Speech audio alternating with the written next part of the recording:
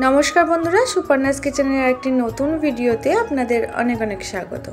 आशा करी सकले खूब भालो आछेन। आज के चले एसेछि रथयात्रा स्पेशल खाजार रेसिपि निये। खाजा खेते गेले आर पुरी जेते हबे ना। एबार पुरीर मतो खाजा आपनि बाड़ीतेई बानिये निते पारबेन सामान्य कयेकटा उपकरण दिये आर बानानो खूब सहज। खेतेও হবে একদম খাস্তা মুচমুচে আর ভেতরটা হবে রসে ভরা। আশা করি দেখে বুঝতেই পাচ্ছেন। চলুন দেরি না করে তাহলে আজকে শুরু করা যাক আজকের রেসিপি খাজা। খাজা বানানোর জন্য সবার প্রথমে এখানে আমি নিয়ে নিয়েছি 250 গ্রাম ময়দা। এর মধ্যে দিয়ে দিতে হবে খুব সামান্য পরিমাণে নুন। এবার নুনটা ময়দার মধ্যে ভালোভাবে মাখিয়ে নিয়ে এখানে আমি দিয়ে দিচ্ছি ডালডা। ডালডাটাকে আমি একটু গরম করে নিয়েছিলাম, সেটাই এখানে দিয়ে দিচ্ছি। এখানে কিন্তু খেয়াল রাখতে হবে 250 গ্রাম ময়দার জন্য আপনাদের 50 গ্রাম ডালডা এখানে দিতে হবে। এই পরিমাপটা মনে রাখলে একদম খাস্তা মুচমুচে খাজা আপনারা বাড়িতেই বানিয়ে নিতে পারবেন। ডালডাটাকে খুব ভালোভাবে ময়দার সঙ্গে মিশিয়ে নিতে হবে। খুব ভালোভাবে মেশানো হয়ে গেলে দেখবেন ময়দাটাকে মুঠো করলে হাতের মধ্যে এইভাবে মুঠো হয়ে যাচ্ছে। তখন বুঝতে হবে যে ময়দাটা খুব ভালোভাবে আমাদের ময়াম দেওয়া হয়ে গেছে। এবার এর মধ্যে অল্প অল্প উষ্ণ গরম জল দিয়ে ময়দাটা খুব ভালোভাবে মেখে নিতে হবে। এখানে কিন্তু ময়দার ডোটা খুব শক্তও হবে না আবার খুব নরমও হবে না, সেই মতো করে মেখে নিতে হবে। আমি এখানে ময়াম দেওয়ার সময় ডালডা ব্যবহার করেছি, আপনারা চাইলে ঘি বা রিফাইন্ড অয়েলও দিতে পারেন। দেখুন এখানে আমার ময়দাটা খুব ভালোভাবে মাখা হয়ে গেছে। এখানে কিন্তু আমি ময়দার ডোটা খুব শক্তও করিনি আবার নরমও করিনি। এটাকে আমি 10 মিনিটের জন্য একটু রেস্টে রেখে দিলাম।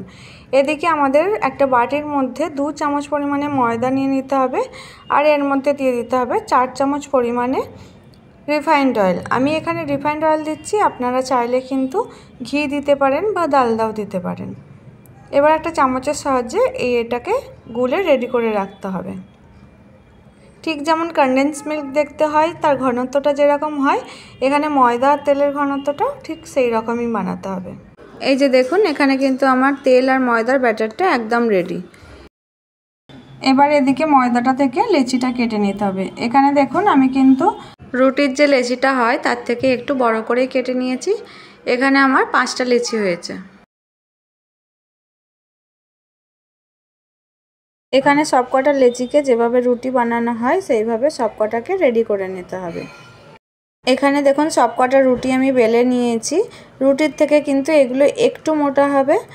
তারপর একটা রুটিকে নিয়ে ওপর থেকে আগে থেকে বানিয়ে রাখা ময়দা আর তেলের মিশ্রণটাকে 1 চামচ করে নিয়ে ভালোভাবে রুটির মধ্যে এইভাবে মাখিয়ে দিতে হবে। আমি যেভাবে দেখাচ্ছি ঠিক এইভাবে করে নিতে হবে। প্রত্যেকটা রুটিকে সেম প্রসেসে একটার ওপর একটা দিয়ে এইভাবে তেল আর ময়দার মিশ্রণটা লাগিয়ে নিতে হবে। এখানে দেখুন 4টে রুটিকেই আমি ওই একই প্রসেসে করে নিয়েছি। এবার 5 নম্বর রুটিটাও ওপর থেকে দিয়ে দেবো, দিয়ে তার ওপরেও কিন্তু তেল আর ময়দার মিশ্রণটা লাগিয়ে নিতে হবে। এবার সবকটা রুটিকে একসাথে ধরে এইভাবে একটু চেপে চেপে গোল করে নিতে হবে। আমি যেভাবে দেখাচ্ছি ঠিক এইভাবে করে নিতে হবে। এবার এর সামনের মুখটাতে একটু জল দিয়ে আমরা সেট করে দেব। জল না দিলে কিন্তু এই আটকানো মুখটা খুলে যেতে পারে, তাই অবশ্যই জল দিয়ে ভালোভাবে সেট করে দেবেন। জল দিয়ে ভালোভাবে সেট করা হয়ে গেলে হালকা হাতের সাহায্যে এইভাবে রোল করে নিতে হবে। এবারে সাইডগুলোকে খুব ভালোভাবে মুড়ে দিতে হবে। দেখুন ঠিক এইভাবে মুড়ে নিতে হবে। দুটো সাইড খুব ভালোভাবে মোড়া হয়ে গেলে আবারও হাতের সাহায্যে একবার রোল করে নিতে হবে। তারপর এইভাবে রেখে দিতে হবে 10 মিনিটের জন্য। 10 মিনিট পর একটা চাকুর সাহায্যে ভালোভাবে পিসগুলোকে কেটে নিতে হবে। সবথেকে ধারালো ছুরিটা এখানে ব্যবহার করার চেষ্টা করবেন আর ছুরির কোণটার দিক থেকে ভালোভাবে একটু চেপে চেপে কেটে নিলেই কিন্তু লেচিটা খুব ভালোভাবে কাটা হয়ে যাবে।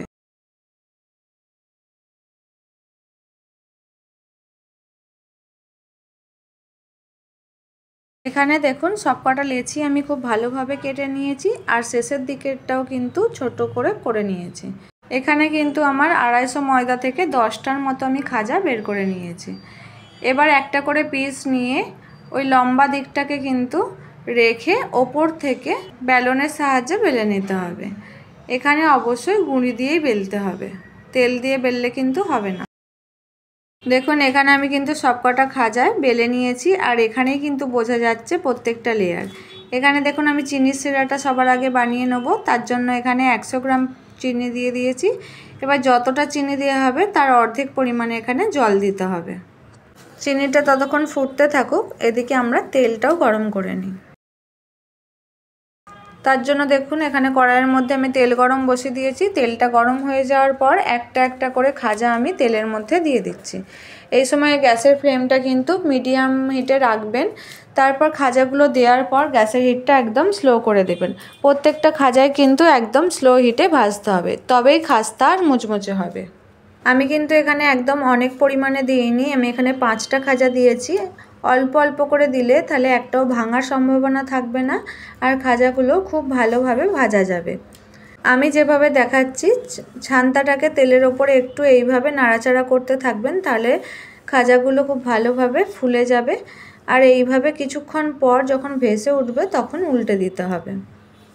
এদিকে দেখুন চিনির সিরাটা আমাদের একদম পারফেক্ট রেডি হয়ে গেছে। হাতে নিয়ে যখন গলে গেছে এবং হাতে নিলে একটা আঠালো ভাব হয়ে গেলে গ্যাসটাকে অফ করে দিতে হবে। আর ওপর থেকে আমি একটুখানি পাতিলেবুর রস দিয়ে দিচ্ছি, তাতে চিনির সিরাটা খুব তাড়াতাড়ি জমাট বাঁধবে না। চলুন এদিকে কথা বলতে বলতে কিন্তু খাজাগুলো আমাদের খুব ভালোভাবে ভাজা হয়ে গেছে। এরকম ব্রাউন কালার হয়ে এলে তুলে নিতে হবে। এখানে খাজাগুলো দেখুন ভাজার পরে কিন্তু পুরো পরিষ্কার বোঝা যাচ্ছে এর মধ্যে কতগুলো লেয়ার খুলে গেছে। কতটা সুন্দর হয়েছে দেখতে, আশা করি দেখেই বুঝতে পারছেন।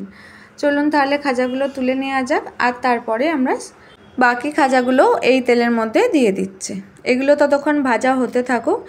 আগে যে খাজাগুলো ভাজলাম সেগুলোকে চিনির সিরার মধ্যে দিয়ে দেওয়া যাক। এখানে দেখুন চিনির সিরাটা নিয়ে নিয়েছি। চিনির সিরাটাও কিন্তু হালকা গরম থাকতে হবে, আঙুল ডোবাতে পারবেন এরকম গরম থাকতে হবে। এরপর এখানে খাজাগুলো দিয়ে ওপর থেকে একটা চামচের সাহায্যে আমি খাজাগুলোকে একটু ওলট পালট করে নিচ্ছি, বা হাতের সাহায্যেও ঘুরিয়ে নিলে হবে।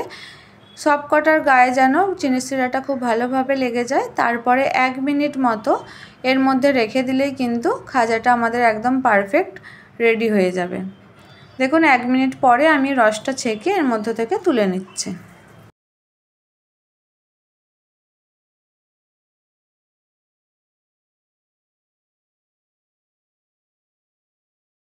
দেখুন এখানে সবকটা খাজা আমি ছেঁকে তুলে নিয়েছি। এবার পরবর্তী যেগুলো ভাজতে দিয়েছিলাম সেগুলোও কিন্তু হয়ে গেছে, সেগুলোকেও ওই একইভাবে এর মধ্যে দিয়ে ভালোভাবে ওলট পালট করে নিয়ে 1 মিনিট মতো রেখে তুলে নিলেই আমাদের একদম পারফেক্ট খাজা রেডি হয়ে যাবে।